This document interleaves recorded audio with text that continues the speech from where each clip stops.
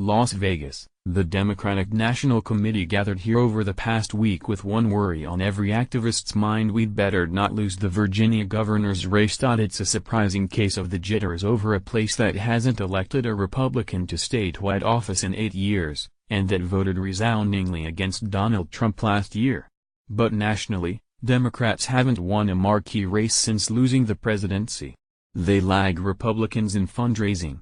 A loss for Lieutenant Governor Ralph Northam against Republican Ed Gillespie on November 7 could stir doubts about message and strategy just as the party is gearing up nationally for next year's all-important midterm elections. We're ground zero, Susan Swecker, chairwoman of the Democratic Party of Virginia, said inside the Bally's Casino here, where party leaders and activists from all 57 states and territories gathered over the past few days. All eyes are on us. I can understand that, because last year broke my heart. Less clear is whether the jitters will help, or whether a Northam victory gives Democrats any kind of roadmap for 2018.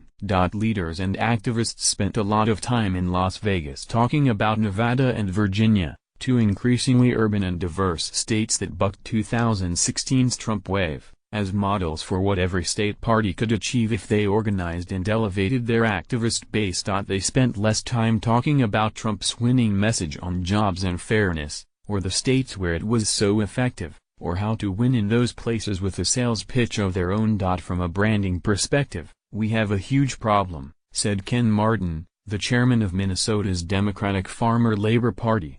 It was the biggest challenge for us in the last year, and our biggest mistake was uniting around Stop Trump. Defeat in Virginia could also prompt another brawl between progressive activists and the party's establishment. Northam, backed by most of Virginia's elected Democrats, won his nomination over Senator Bernie Sanders-backed former Congressman Tom Perriello, a race that some activists saw as a replay of the 2016 Democratic presidential primaries. Northam's defeat would let activists argue that the party that picked Hillary Clinton over Sanders' Vermont, and Tom Perez over Sanders-backed Representative Keith Ellis in Minnesota for Democratic National Committee chairman in February, had once again bet against progressives and lost.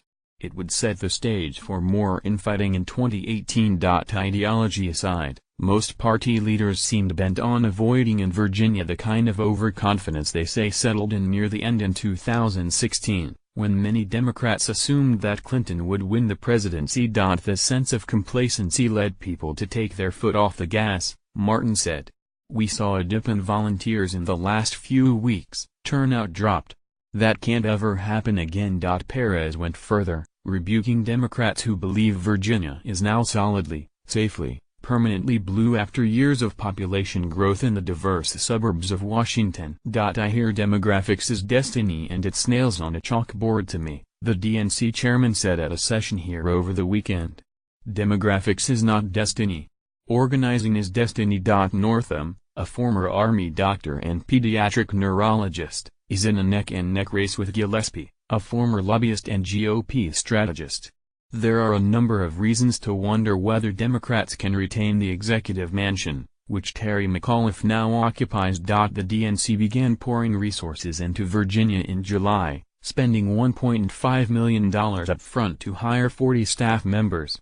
In addition, national staff members were loaned out to run communications for campaigns down the ballot.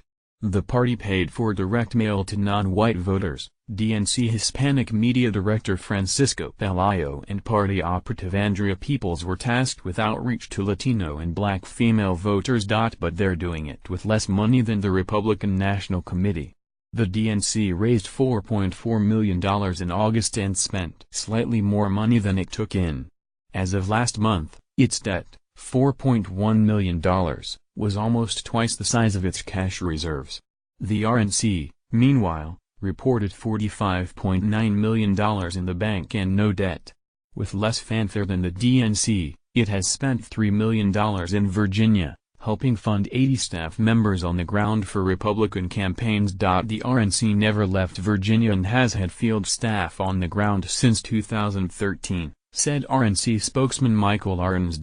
The Northam-Gillespie race has heated up in the last month, as Gillespie, who once urged his party to moderate on immigration, launched half a dozen TV and radio ads warning that Northam would leave Virginia vulnerable to the Central American gang MS-13 by refusing to ban sanctuary cities with policies of protecting illegal immigrants and not cooperating with federal authorities to deport them. Virginia does not have sanctuary cities. Democrats have jumped at the chance to link Gillespie with Trump. We've got an oppo.